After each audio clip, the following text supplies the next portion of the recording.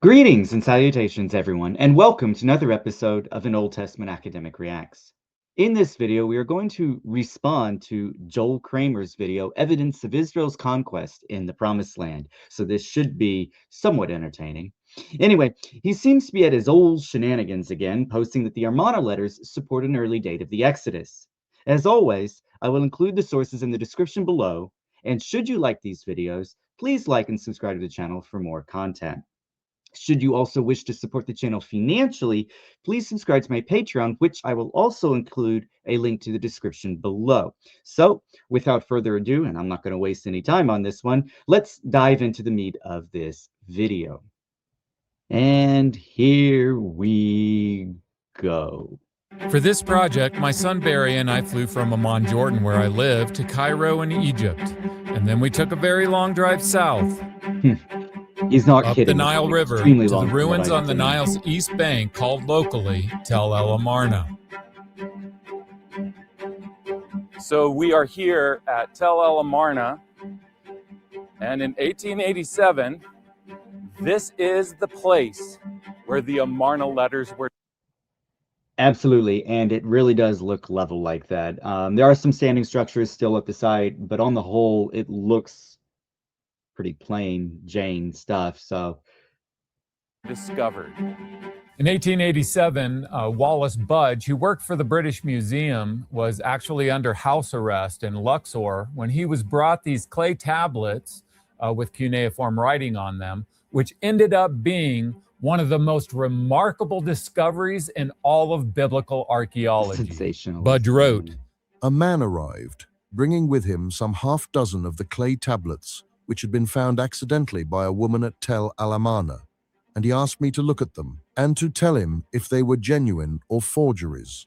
Whilst I was examining the half-dozen tablets, a second man arrived with 76 more of the tablets, some of them quite large. I felt certain that the tablets were both genuine and of great historical importance." And of course, Budge believed that these tablets were were genuine. addressed to the king of Egypt. And this was confirmed in 1891 when the British archaeologist Flinders Petrie started excavating at Tel El Amarna and found that it was the capital called Akhetaten. What makes these tablets so significant is what is written on them, and many of them are written from the kings of the Canaanite city-states. And together, these form the most powerful evidence outside of the Bible for the Israelite conquest of the Promised Land. hold on there. Calm your dang tuts. My word, he's just like, this is the end-all be-all discovery supporting the early Exodus state. Needless to say, sensationalism is a bit too much here. Yes, they were an important discovery, except especially for especially for the field of Egyptology. But his hasty conclusion is rather unwarranted when it comes to these Amarna letters, and we'll find this out as we go along. But we can do without that, definitely. All right, so I actually found the letter that he's talking about, and I found the snippet here that he's actually quoting. So I'll just go ahead and quote most of it, or at least the bottom part of the letter instead of the whole letter, because it's rather tedious to read, as you can see on your screens. But it starts off with, "In the course of the day, a man arrived from Haji Kandil, bringing with him some half-dozen tablets of these clay tablets, which had been found accidentally by a woman at Tel El Amarna. And he asked me to look at them and to tell if they were Khadim, old, or Jadid, new. That is to say, whether they were genuine or forgeries. The woman who found them thought that they were bits of old clay and useless, and sold the whole find of over 300 tablets to a neighbor for 10 piastres. The purchaser took them into the village of Haji Kandil, and they changed hands for about 10 pounds. But those who brought them knew nothing about what they were buying. And when they had bought them, that they sent a man to Cairo with few of them to show the dealers, but both native and European. And some of the European dealers thought that they were old, and some thought that they were new, and they both agreed together to declare the tablets forgeries so that they might buy them on their own price as specimens or modern imitations. The dealers in Upper Egypt believed them to be genuine, and refused to sell, and having heard that I had some knowledge of cuneiform, they sent to me the man mentioned above, and asked me to say whether they were forgeries or not, and they offered to pay me for my information. When I examined the tablets, I found that the matter was not as simple as it looked. In shape and form, color and material, the tablets were unlike any I had ever seen in London or Paris, and the writing of all of them was of a most unusual character and puzzled me for hours. By degrees, I came to the conclusion that the tablets were certainly not forgeries, and that they were neither royal annals nor historical inscriptions in the ordinary sense of the word, nor business or commercial documents. Whilst I was examining the half a dozen tablets brought to me, a second man from Haji Khandil arrived with 76 more of the tablets, some of them quite large. On the largest and best tablet written of the second lot, I was able to make out the words Ana Nib Muariya to Nibu Muariya. And on another, the words Ana Nim Muriya Sharmatu Mitzri to Nimuriya, king of the land of Egypt. These two tablets were certainly letters addressed to a king called Nibmuariya or Nimuriya. On another tablet, I made out clearly opening words Ana Nib Huriya Sharmatu Mitzri to Nibhuriya, king of the land of Egypt. It's just easier to actually read some of these and their original scripts, but whatever. And there was no doubt that this tablet was a letter addressed to another king of Egypt. The opening words of nearly all the tablets proved them to be letters or dispatches, and I felt certain that the tablets were both genuine and of very historical importance. So that's actually the letter that that he's quoting. If you want, I'll leave a letter to, I'll leave the link in the description below this video as well. We'll go ahead and continue now. Don't forget to hit that subscribe button. I'll leave a link in the description where you can order a copy of my book, Where God Came Down, the Archaeological Evidence. Never read this book, so I'm not sure what it's worth, but judging by his own videos, it can't be very good. But again, take it with a grain of salt because I've only watched his videos. So thanks for making it #1 in archaeology. I'll also leave a link where you can make a tax-deductible donation. These are greatly appreciated and used for the production of future cuneiform tablet. This led to locals finding more tablets here, and then they were sold to local dealers who then sold them to others. And this is how the hundreds of cuneiform tablets found right here, known as the Amarna letters, ended up in museums and private collections around the world. So after the frenzy of bartering and buying was over, then the largest cache of tablets from Amarna went to the museum in Berlin. So I went to Berlin to see this amazing collection of 160 Amarna letters. And I was greatly disappointed because I could only find one of them on display. So I've searched through all of the museums here in Berlin. The only place that I can find the Amarna letters on display is this one Amarna letter here, which is written from Jerusalem, the king of Jerusalem, and sent to the Pharaoh of Egypt, Amenhotep III. This is the label for this tablet, which is in German, but the English term, which reads, Brief des Stadtfürsten Abdi-Heppe von Jerusalem an Amenhotep der Dritte. So translation will come up here in a few seconds. You can see the transition there. But I do want to say, or at least make this a bit clear here, in that there was more than one letter in that display. Although he will bring up, or if he hasn't yet, he will bring up EA 288 because of its mention of Abdi-Heppe. And we'll come to know this Abdi-Heppe later on in the video. But the letter has the typical formula of I fall 7 times at my feet, indicating that he, the guy we're going to learn about, is under the headship of Egypt. And the letters usually reflect a suzerain-vassal treaty somewhat, in which the suzerains address their vassals as lords, whilst the major empires address each other as brothers. Translation reads, Letter from the city mayor Abdi-Heppe of Jerusalem to Amenhotep III. At this time, Jerusalem was a Canaanite city-state, and its ruler's name was Abdi-Hepa, also spelled Heba. And to his... Yeah, there's a bit of a linguistic difference, whether it's a labial because of the P or the B, but it doesn't matter. We're still talking about the same individual. His own people, Abdi-Heba was a king, but when he was addressing the Pharaoh of Egypt, he took on the lesser title of mayor. And this was the typical relationship between the... And yeah, he's explaining it, but it's a typical relationship between a suzerain and a vassal.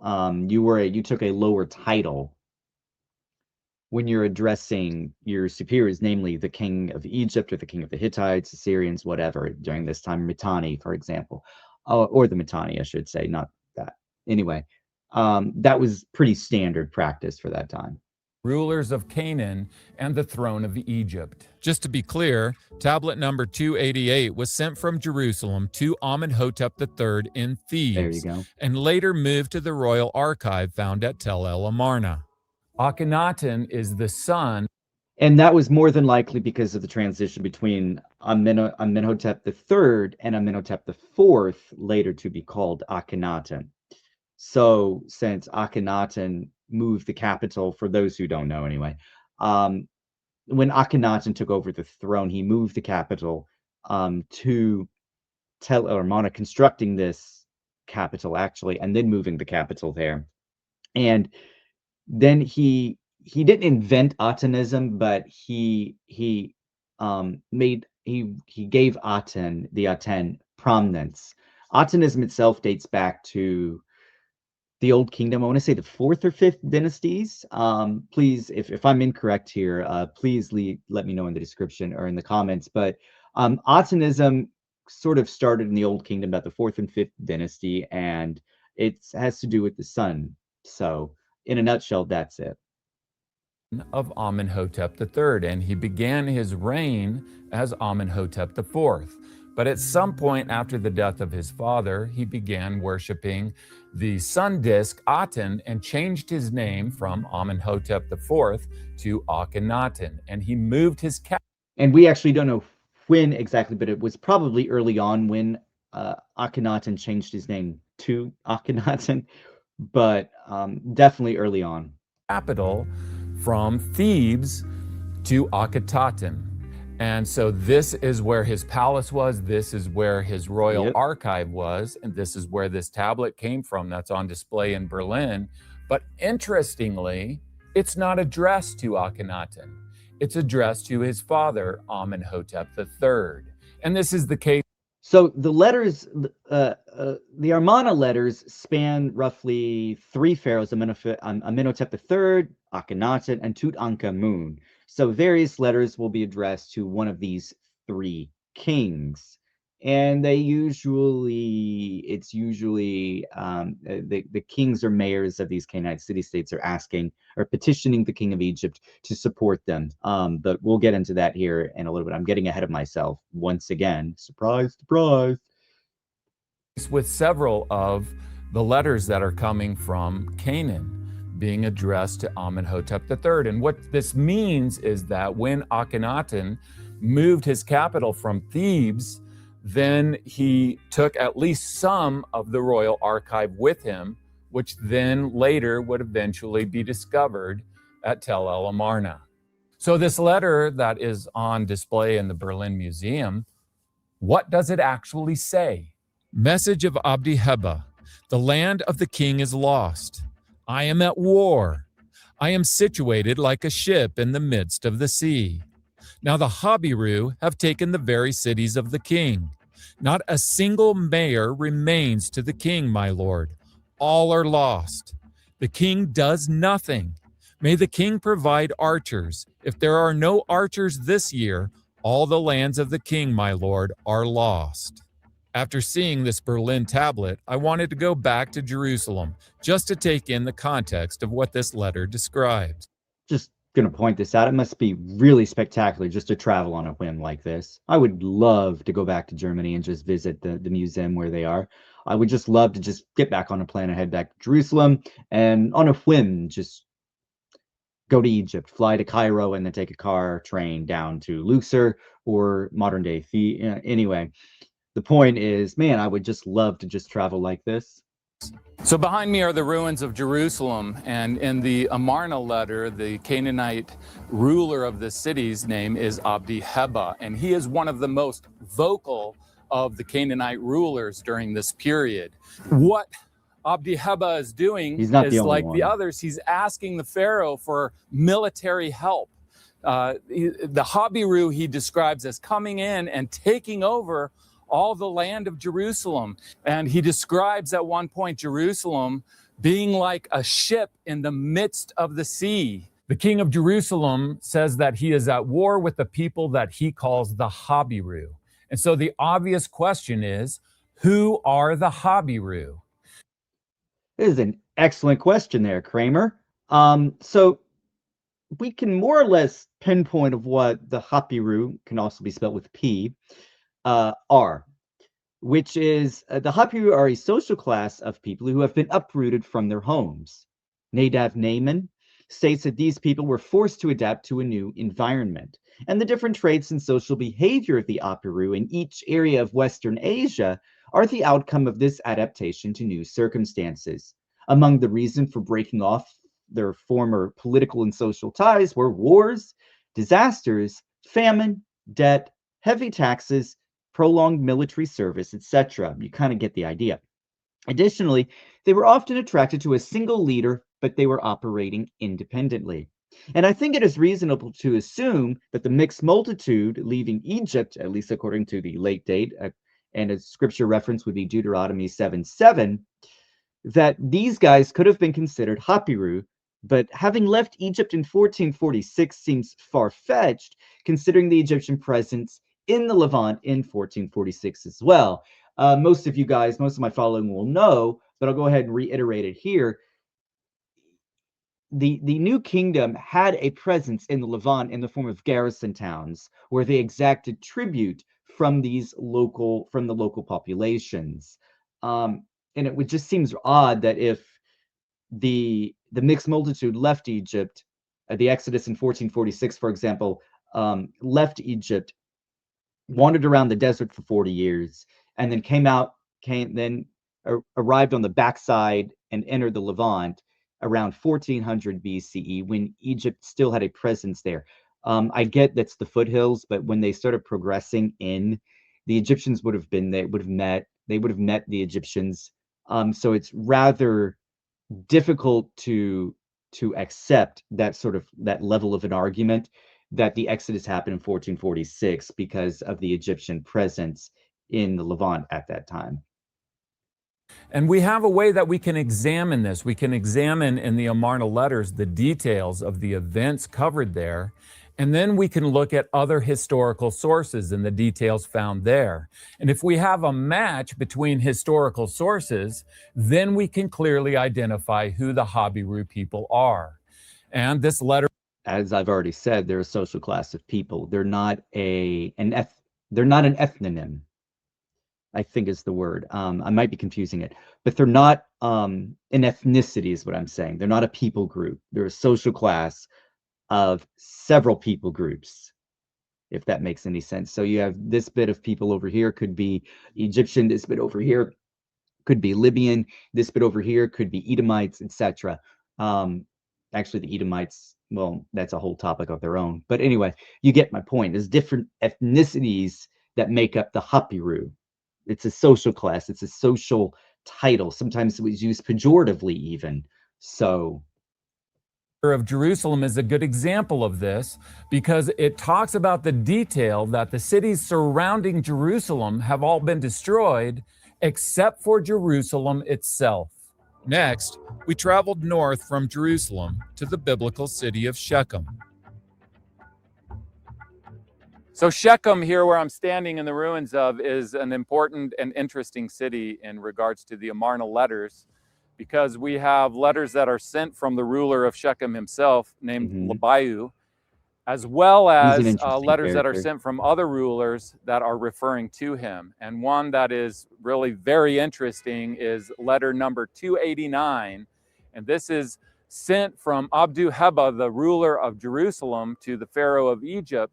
And he is complaining that earlier Labayu, the ruler of Shechem, has given all the land of Shechem over to the Habiru.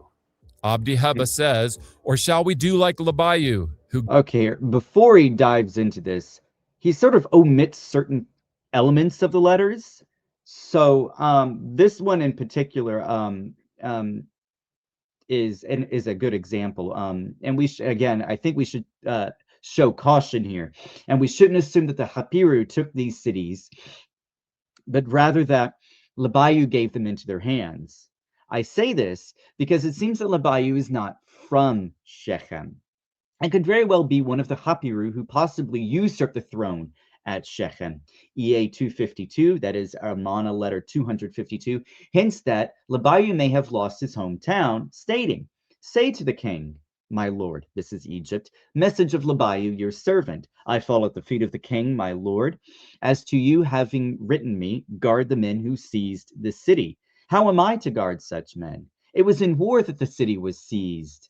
When I had sworn my peace, and when I had sworn the magnates swore with me, the city, along with my God, was seized. He has slandered me," literally it reads, "I am slandered," "before the king, my lord. Moreover, when an ant is struck, does it not fight back and bite the hand of the man that struck it?" He'll say this in a little bit. "How at this time can I show deference or deference, and then another city of mine will be seized? I will do it, and I will guard the men that seize the city and my God. They are the despoilers of my father, but I will guard them." So he may very, and that's the end of the letter. So he may very well have been one of them all along. That is, Labayu may have been a Hapiru all along, which it kind of makes his argument seem rather not good, for lack of a better term. But if he's included as a Hapiru, the Hapiru in his expansion, then city after city are falling to the Hapiru. So you got the Hapiru conquering these cities, but the Hapiru also are in control of the cities. So it's sort of a conundrum, or a bit problematic on his part. So we learn in the Amarna letters that the Habiru get the land of Shechem without a battle. So in the 1920s, when the Germans were excavating here, the German archaeologist Ernst Sellen found 2 cuneiform tablets in his excavations here at Shechem that dated to 1400 BC. So this is huge because it gives us an approximate date of 1400 BC. And we have the approximate dates of the pharaohs and their reigns that are being addressed in the tablets. And so this is very important chronological information that will help to identify who the Habiru people are. From Shechem. All right. First off, these 2 letters have no bearing on the date of the Exodus. Why do you ask? Excellent question. Because they do not list the pharaohs at all. It's like he just saw the date 1400 BC and just decided to run with it without doing the slightest bit of research. And the tablets list several names that are Amorite in origin, but demonstrate no real connections with Egypt or migration into the Levant from the east, or at least coming up from the backside of the desert and then entering the Levant from the eastern side, from its eastern gate. But the tablets themselves do not demonstrate what the demography prior to the Exodus was. Or I'm sorry, the tablets do demonstrate what the demography was prior to the Exodus, which makes sense because the names are Amorite. So these tablets really do not support an early date Exodus at all here. We continued on to Lachish. Behind me is the ancient city of Lachish, and in the Amarna letters we have the ruler of Lachish that's killed in a separate incident, and then later the Habiru take control of the city. In the Amarna letters we have 2 different rulers of Lachish named. In letter number 329, Zimredi is the ruler of Lachish. But then my word, it's Zimreda. Zimreda. In letter number 288, the Habiru smote Zimreda of Lachish. And later, letter number 330 is a message of Sipti Balu, the new ruler of Lachish. The note for these translations at the bottom of the page explain this by saying, Zimreda was prince of Lachish, and Shibti-Balu was to succeed him. The Habiru killed the king of Lachish, and we know that the city of Lachish continues as a Canaanite city because another Canaanite king begins to rule Lachish after the first king was killed. Then in a separate event covered in another place in the Amarna letters, we have the city of Lachish being taken by the Habiru. Next, we traveled west to the city of Gezer. This is going to be interesting. Letter number 299 is a message of Yapahu, the ruler of Gazru. This is the city of Gezer in the Bible, and Yapahu wrote, "To the king, my lord, since the Habiru are stronger than we, may the king, my lord, give me his help. And may the king, my lord, get me away from the Habiru, lest the Habiru destroy us." Behind me here is the Canaanite gate at the ancient city of Gezer. And in the Amarna letters, we have the ruler of Gezer who is pleading with the Pharaoh of Egypt to send Absolutely help love because the Habiru are fighting against him. He says the war against the Habiru is severe and they are more powerful than he is. And he's asking the Pharaoh to send troops to save him, or else he's going to be destroyed along with the city of Gezer. The ruler of Gezer is asking for military help from the Pharaoh of Egypt because he's in this severe conflict with the Habiru. I should like to make a mention here about what's going on in this time period. Most of these letters date to in the 15th dynasty, like I said, Amenhotep III through Tutankhamun. At least the 15th through the 13th, I'm sorry, the 15th through the 14th dynasties. But most of these letters are from Egyptian vassals. So that's why the letters exist. That's why there are correspondences between the Levant and Egypt. I just feel like I need to clarify that, or at least make it known. And despite all this, nowhere in the Amarna letters does it say that Gezer is taken by the Habiru. This matches with the archaeology of Gezer because there's no destruction level at this period. And in fact, the archaeology shows that Gezer continues as an occupied Canaanite city. Finally, we travel from Gezer here, before he moves on here, it is interesting here that he actually mentions Gezer when it reached its zenith of power prior to its immediate fall, roughly around 1468 and 1477 BCE at the hands of Thutmose III, which leads me to the conclusion that after Thutmose III destroyed it, Gezer, the city nearly switched hands because there was nothing left to destroy. So that's the reason why the destruction layer is absent, or at least that's what he's alluding to here.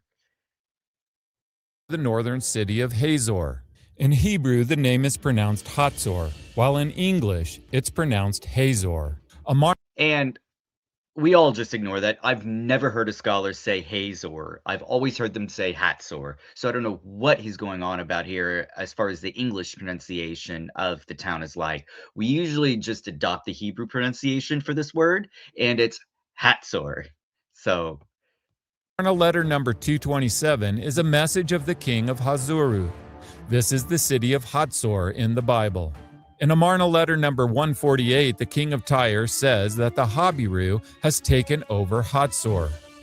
Now, the ancient city that I'm standing in, Hazor, is very interesting in the Amarna letters because we both have letters that the king of Hazor sends to Pharaoh because of this conflict with the Habiru.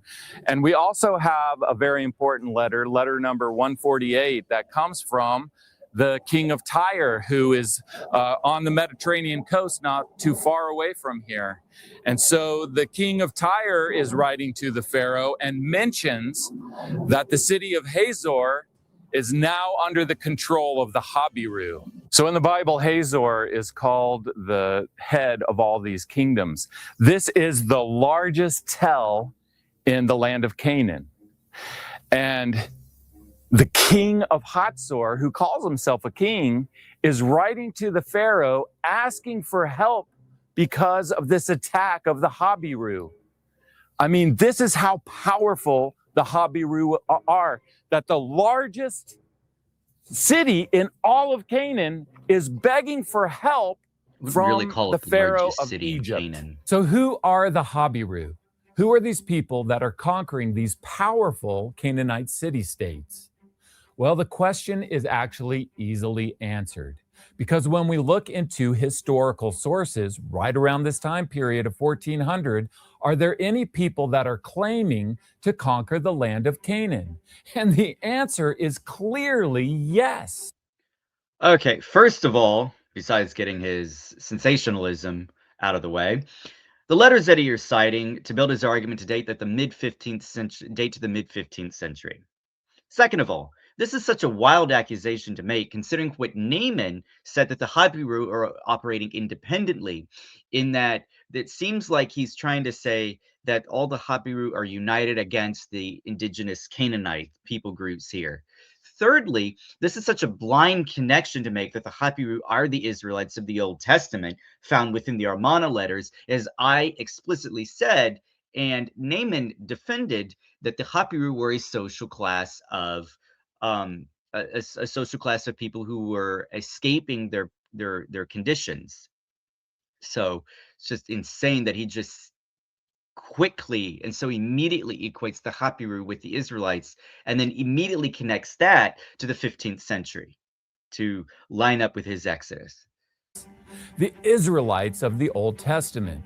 The Habiru are the Hebrew Israelites. And this isn't just my opinion. Which again is so problematic, considering that the Habiru operate independently from each other.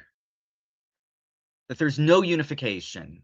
At least that's what we get from these letters. You have the Habiru who become like Labayu, who become the king of Shechem. He may have been a Habiru. So then you got Habiru coming in, fighting more Habiru. So how can the Habiru, if they're Israelites, how can the Habiru fight against more Israelites if you consider the Habiru the Israelites?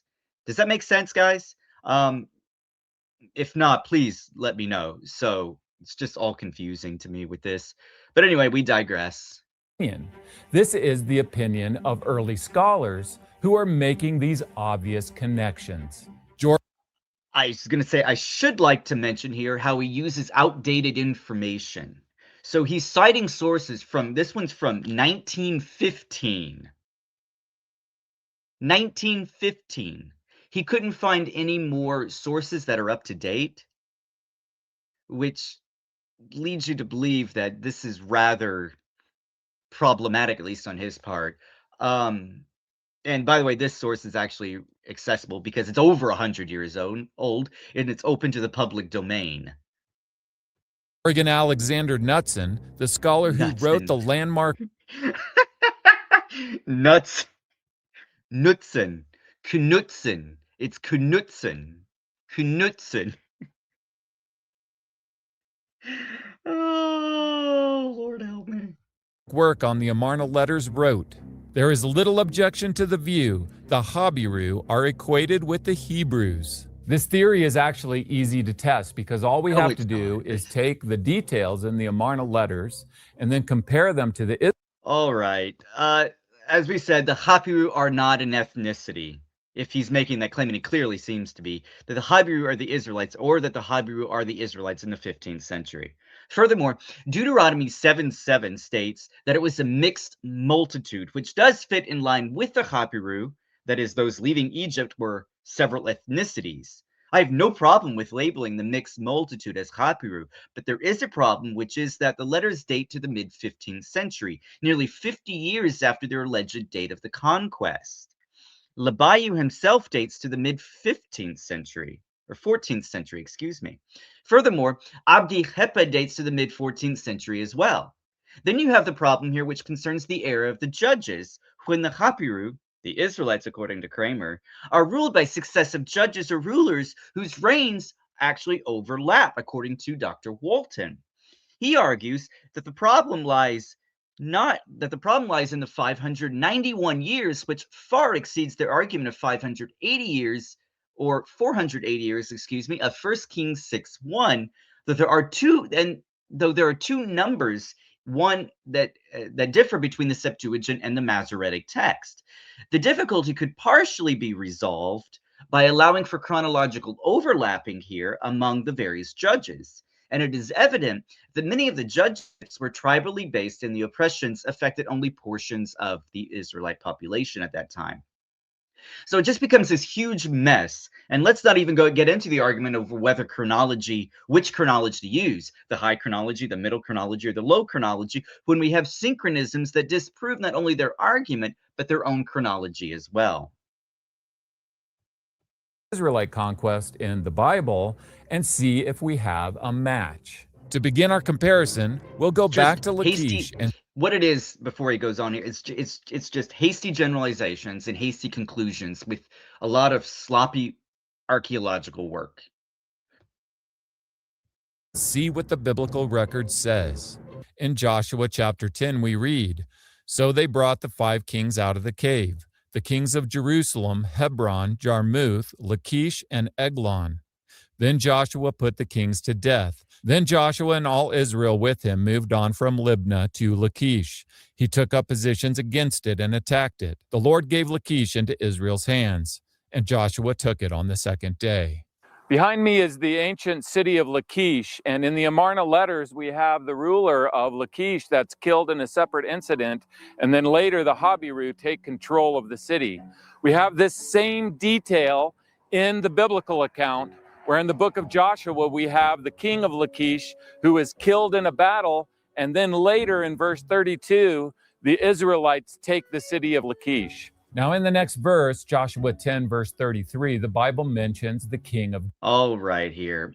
So there is a bit of a discrepancy, which is to say that the destruction layer at Lachish Stratum 8 was destroyed by fire, but it dates to 1550 BCE or BC, whatever sort of letters you want to use. Ergo, this does not, nor can it not, match the destruction that Kramer mentions here if it's dated to 1550 BC.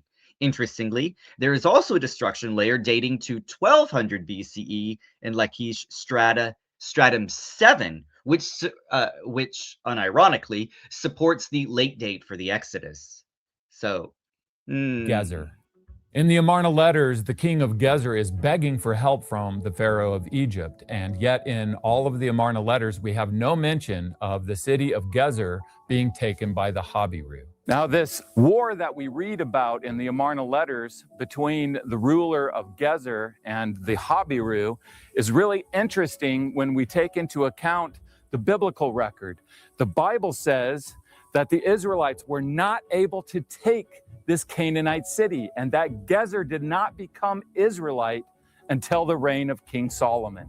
Later in Joshua 11, the Bible talks about the Israelites' battle at Hazor.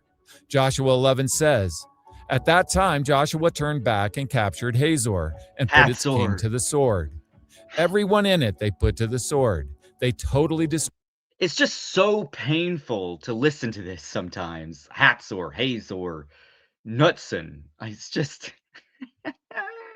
destroyed them, and he burned Hazor itself. Now, this is a very intriguing site when it comes to the Amarna letters, because letter 148 is a letter that is sent from the ruler of Tyre that says that the Habiru have taken Hatzor. So in Joshua 11, we have Hatzor destroyed by Joshua and the Israelites, and we know that the city of Hatzor continued as a Canaanite city after that, because later in Judges 4, we have another conflict that is between the Israelites and the king of Hatzor. And so we have 2 burn destructions here at Hazor, one from the Joshua period, which is the lower one that's down underneath our feet here, and then the upper one is from the Judges period, because for whatever reason, after they took this city in the time of Joshua, it remained a Canaanite city. We know this because there's another conflict with Hazor in the time of the Judges at the time of Deborah and Barak. I could cry every time. A little kitten dies every time he says Hazor. In Judges chapter 4, we read that, "Again the Israelites did evil, so that the Lord sold them into the hands of Jabin, king of Canaan, who reigned in Hatzor. So Deborah and Barak pressed harder and harder against Jabin, king of Canaan, until they destroyed him." And then it's after that later destruction that this city then becomes Israelite. All right, here. So let's flesh this out a little bit. The Late Bronze Age will serve our purposes here, and what we find is continuous occupation in Hatzor from 1550 all the way down to 1200 BCE, though some changes do exist which run counter to Kramer's claim that Joshua destroyed the city before 1200. If the Acropolis was redesigned and partly rebuilt, and a new symmetrical monumental temple, Yadin's long temple is Yaidil. Yadin's pronunciation first name just drives me wild, but Yadin's long temple, or in the renewed excavations, the northern temple was erected in Area A. It was built in the LBA, or Late Bronze Age 1, and abandoned during the Late Bronze Age 2. Stratum 14 reflects the most change to the city, where the Acropolis underwent profound changes in spatial organization, as most of the earlier structures ceased to exist during this phase. The northern temple went out of use, although some cultic activity might have taken place in its abandoned courtyard. The huge storage facility in the northeastern part of Area A was unused, and the southern temple was filled with thick layers of earth and mud brick, material that covered the original pavement and the favissa. It is with stratum 13 that we see the destruction layer of Hatzor, which dates to the late 13th century, though precise dating is still debated. So there isn't really a destruction layer that matches what Kramer says, and the archaeology doesn't line up with his argument either. Finally, Iron Age 2. In Iron Age 2, there is evidence that Hatzor was abandoned in the 11th century, which is probably the city that he's referring to when it becomes Israelite. Anyway, we digress. Amarna letters mention that Hatzor has been taken control of by the Habiru. This fits best with the details in the Judges chapter 4 conflict between the Israelites and the king of Hatzor. So in the mound of Hatzor, we have this massive destruction, which is the end of Canaanite Hatzor. And then later, a new city is built over the ruins of Canaanite Hatzor, and this is the All right, here. Back it up a little bit here. I think I missed my timestamp here, but so no, it doesn't. The layer he's talking about there in Judges 4 that he just mentioned was an abandonment of the city in the 11th century. Furthermore, Jabin was not in Hatzor when he died, but on Mount Tabor with his chariots of iron, if one reads the text closely. Israelite city. So when we're thinking about the destruction of the Canaanite city of Hatzor that brings it to an end, the question is who did it? Now, I've been coming to Hazor for many, many years, and Dr. Bentor, who passed away this year, I've interviewed him many, many times, and he has this spiel, this famous spiel that he goes through about who destroyed the city of Hazor, and he goes through all the possibilities. There's only a few possibilities, and he goes through all the reasons why those aren't actually possibilities. And then he gets to the Israelites, where he says, the Israelites say that they did it. And this is true for this city of Hazor. It's also true for all of the land of Canaan. Who conquered the land of Canaan? The Habiru and the Amarna letters are conquering the land of Canaan. They're taking Canaanite cities. So who are these people? Who is this group that is conquering the land of Canaan? Well, the Israelites say at this same time period that they're the ones who did it. They conquered the land of Canaan. And that is why archaeologically we have all these Canaanite cities becoming Israelite cities. And then in general, the land of Canaan becomes what afterwards? The land of Israel. Why? Because it's the Hebrew Israelites who conquer the land of Canaan. And that's why we know that the people in the Amarna letters called the Habiru are the Hebrew Israelites. Next, we'll go back to Shechem. No. There's so much no to say here. No, no, no, no, no, no, no, no, no. So what we have in Hatzor, is a destruction layer dating to 1550. And we also have another destruction layer that dates to 1200. And then there's an abandonment level in the 11th century, or at least there's a destruction level, or at least a level that reveals an abandonment. And none of these dates line up with what Kramer's saying. You've got the destruction layer from 1550 that predates the early Exodus date by 100 years, which is an egregious mistake if one assumes that's the same destruction layer. And then you got one in the 1200 in the late 13th century BCE, which seems to support the late date Exodus. And then you have the abandonment in the 11th century. None of these dates line up with Kramer's claims here. And he's so quick throughout this video just to claim that the Hapiru were the Israelites. They're the Israelites. They're the Israelites. They're the Israelites. No, they're not.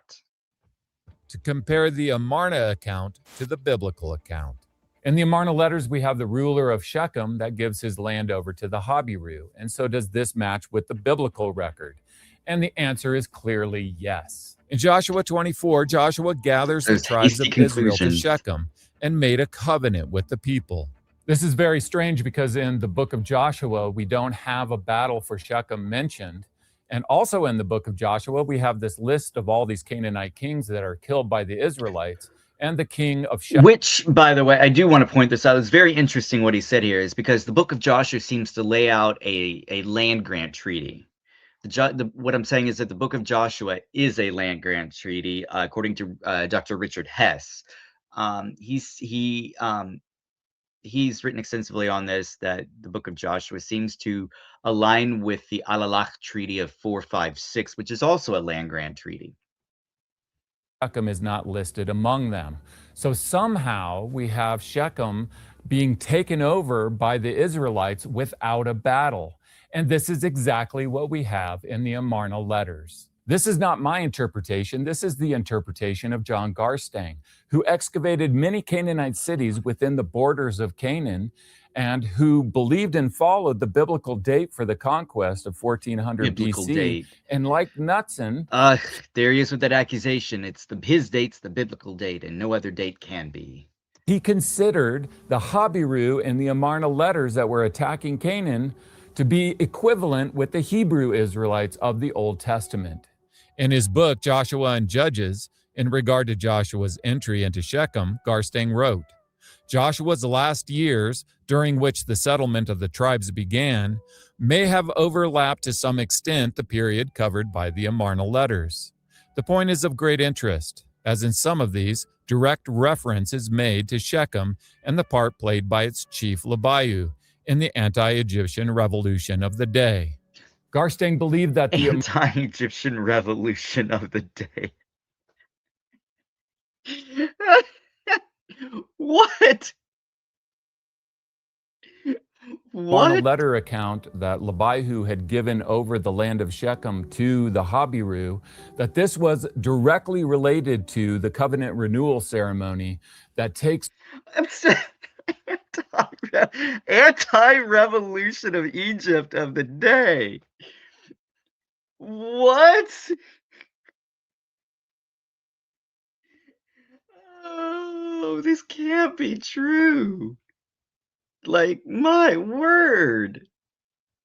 Place at the end of the book of Joshua in Joshua chapter 24. Garstang points out that the covenant renewal event at Shechem was at the end of Joshua's life, because in the chapter before, chapter 23, is Joshua's farewell to the leaders, where it says that Joshua by then was a very old man. Then comes the covenant renewal at Shechem as a kind of final act, followed by verse 29, which says, After these things, Joshua son of Nun, the servant of the Lord, died at the age of 110. And therefore he saw the end. So the age of 110 is an Egyptian thing. 110 was believed to be, you were a wise man if you lived to 110 years old. That's really all that means, if you're just curious. I know that's kind of an addendum to this video and has nothing to really do with the content here. But if you were just curious what 110 years means, it just means you were a wise man. Of Joshua's life contemporary with this Shechem event recorded in the Amarna letters. However, this was not by any means the end of the conquest, since the book of Judges opens with the heading, Israel fights the remaining Canaanites, and said... That doesn't mean the conquest is still going. It just means there's just still some small minor skirmishes and conflicts. It doesn't mean there's still the conquest is still happening in the book of Judges. No.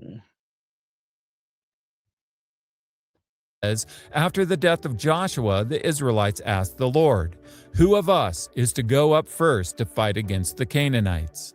So the conquest continues on from the book of Joshua into the book of Judges, and it's really a lot of the details in this later Israelite conquest that match so well with the details found in the Amarna letters of the Habiru.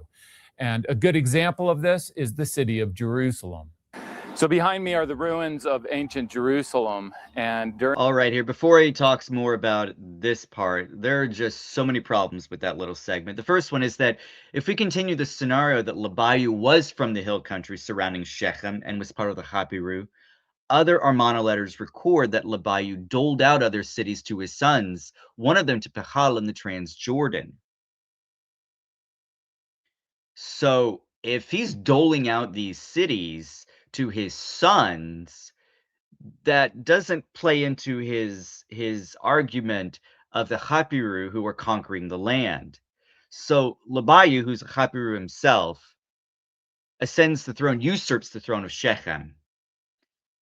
And then he just doles out other lands or cities to his sons. So that defeats, so you've got Hapiru fighting Hapiru here, which is, again, problematic. So additionally, the letters are not truthful, which means you have to show some extreme caution with these letters, because each author of the letters sought to justify their own reasons for seeking help from the Egyptians. And the YouTube channel Dig, which I recommend you should follow, leave a description to his channel in the description, but you get it, explains that Labayu was using Hapiru for their military services, hence the Hapiru showing up all over the place. You had Labayu sending the Hapiru here. You had Labayu sending the Hapiru over there. You had him doling out land to his sons over here. They're all over the place, and they're fighting with everyone. That doesn't mean they're Israelites. So they were assisting Labayu to conquer Canaan. Or at least Labayu wanted Canaan to himself. And he goes on to demonstrate that his sons even shared in his expansion with Hatzor, showing some resistance to secure trade routes. And to prop this argument even farther, Labayu even targeted Megiddo in EA 244, suggesting that he was keen on expanding his reach and power. Though EA 244 does not list Hapiru, it would make sense that Labayu still hired the Hapiru to conquer the city of Megiddo. And Jerusalem is mentioned in the Royal Archive as well at the Egyptian site of El Armana, ancient Akhetaten, which dates to the 14th century BCE and the reign of Amenhotep IV, also known as Akhenaten, who reigned from 1379 to 1362 BCE and contains no fewer than 6 letters to the pharaoh from a certain Abdi Hepa, the governor of the city-state Canaan, or the Canaanite city of Yerushalayim. The apparent regional prominence of Jerusalem, Urushalayim, which is what he's going to talk about here, as it is described in the Armana correspondence,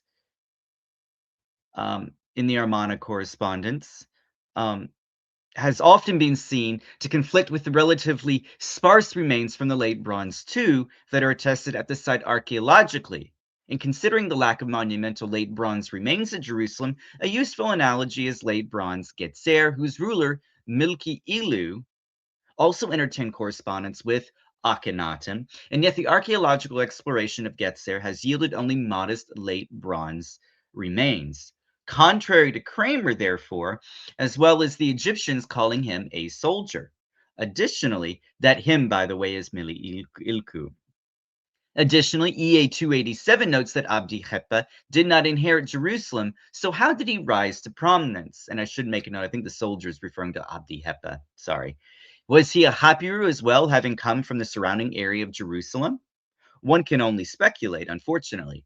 Furthermore, EA 280 explicitly states that Abdi Hepa is another Labayu who may have been a Hapiru as well, since he hails from the surrounding highlands of Shechem rather than the city itself.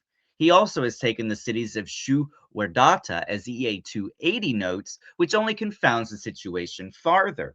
And finally, Kramer also says that the expression from EA 288 is a ship in the middle of the sea implies that Jerusalem and Abdi Hepa are surrounded by the Hapiru and are Hapiru, but they are more than likely not the same as the Israelites or mixed multitude.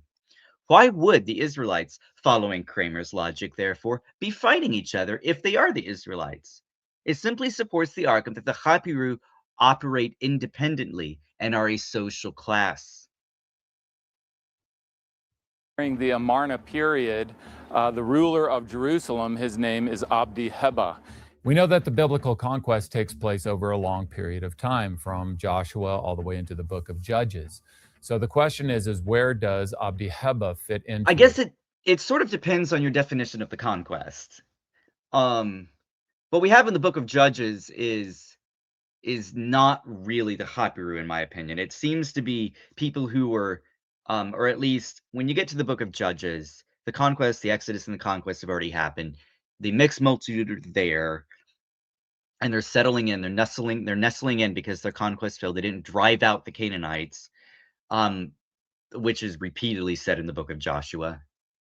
So what you have here are rulers, some of them of unknown origin, who are coming in and oppressing the Israelites according to the book of Judges. That's not really a conquest or a continuation of the conquest. I think he's sort of misleading some of these verses, or misinterpreting some of these verses, excuse me, to lead you guys. So he's basically misleading you, and he's misinterpreting the text. So there you have it. You can eat your cake, and you can actually have your cake and eat it too, apparently. We know that he's not early in the conquest because the king that is killed in Joshua 11 by the Israelites is named Adoni-Zedek. So it makes the most sense that Abdi Heba comes later in the conquest, because by his time, then the land has already been lost. The cities have already been conquered. Jerusalem has already become like a ship in the midst of the sea. And so these details fit very well with the biblical record, because no, they don't. Jerusalem remains Jebusite, Jebusite being one of the Canaanite tribes, all the way up until the time King David conquers it. So Jerusalem, a Canaanite city surrounded by Israelite cities in the Bible, matches very well with the details in the Amarna letters saying that Jerusalem is like this Canaanite ship being surrounded by a sea of Habiru. Also, through the excavations of Dr. Ilat Mazar in Jerusalem, she found a fragment of an Amarna letter here in Jerusalem that she believes is written by the same scribe as the letters that were found in Amarna from that archive. This is amazing because so many scholars argue that Jerusalem was not an occupied city in the time period of the late Bronze I period, when the Bible says that the conquest took place. Well, if it's not an occupied city, then why is there a Amarna letter here? And why is the ruler of Jerusalem writing letters to the Pharaoh in Egypt? All right, I got a little ahead of myself here. So Kramer actually does get this right. In response to the apparent discrepancy mentioned by him, that is that there was no settlement or occupation of Jerusalem at that time, between the historical and archaeological data, some have suggested that the late Bronze Jerusalem was located at a different site entirely, and not on the southeast hill of the Middle Bronze II or Iron Age Jerusalem. This theory, which never garnered a large following, was more or less put to rest by the discovery in 2009 of a probable fragment of Abdi Hepa's correspondence. The inscription in question, dubbed Jerusalem 1, since it is the first cuneiform document recovered at the site, is extremely fragmentary, with only 15 signs preserved and only a few readable words.